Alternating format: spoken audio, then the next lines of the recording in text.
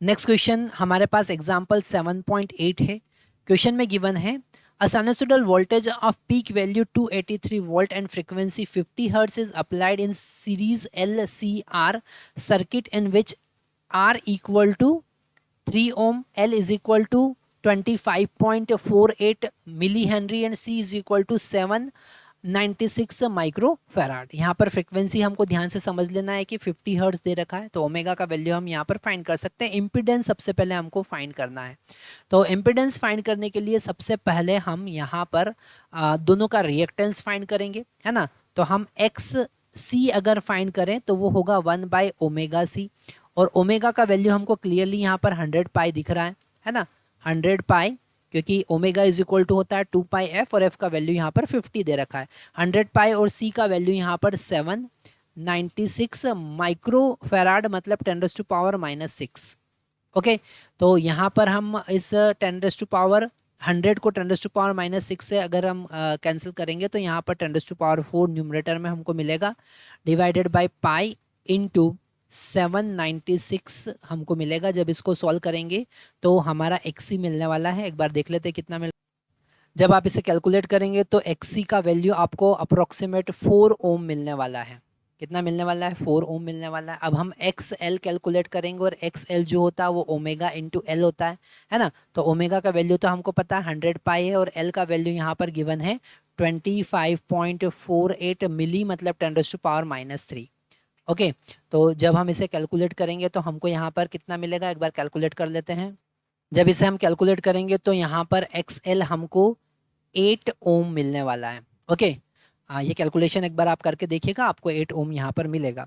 अब अगर हम इम्पिडेंस की बात करते हैं, अगर हम इम्पिडेंस की बात करते हैं तो इम्पिडेंस यहाँ पर Z is equal to root R square plus XL minus XC whole square यहाँ पर हमको मिलता है। ओके, तो Z is equal to R का वैल्यू यहाँ पर हमारे पास कितना है 3, तो 3 का स्क्वायर प्लस एक्सएल का वैल्यू 8 है और एक्सी का वैल्यू 4 है, और इसका स्क्वायर हम करेंगे तो हमको यहाँ पर Z is equal to 9 plus 16 का रूट हमको मिलने वाला है, मतलब Z is equal to 5 ohm हमको मिलेगा। तो अगर यहाँ पर उन्होंने ए पार्ट में पूछा है कि व्हाट इज़ द इम्पिडेंस, तो आप लिख सकते हैं, ये ए पार्ट हमने सॉल्व किया, impedance is equal to 5 ohm. Second part, the phase difference between voltage across the source and current. Okay, अगर हम फेज डिफरेंस की बात करेंगे तो यहाँ पर बी वाला पार्ट हम सॉल्व कर रहे हैं। Phase difference 10 phi is equal to होता है हमारे पास में X L minus X C divided by are.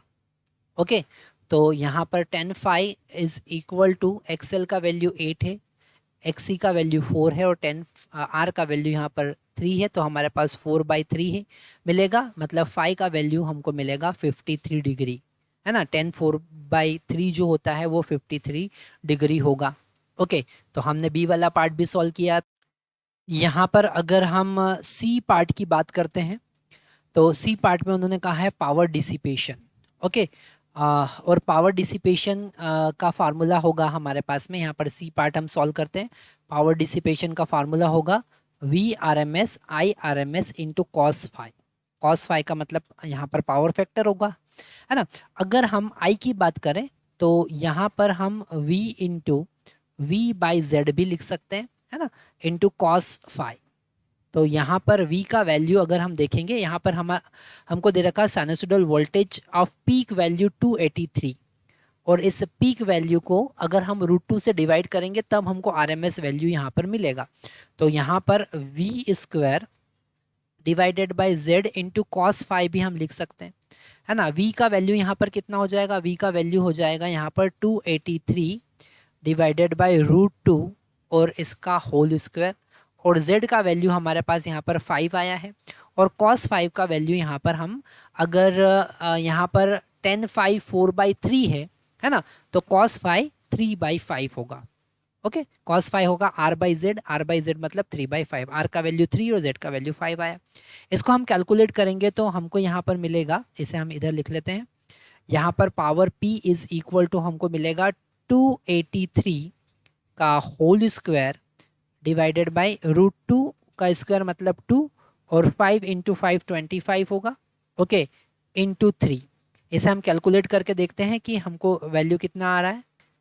इसे हम जब कैलकुलेट कर रहे हैं तो हमको वैल्यू मिल रहा है 4805 वाट, या 4800 वाट भी आप लिख सकते हैं, है ना। तो ये हमारे पास में वैल्यू आया।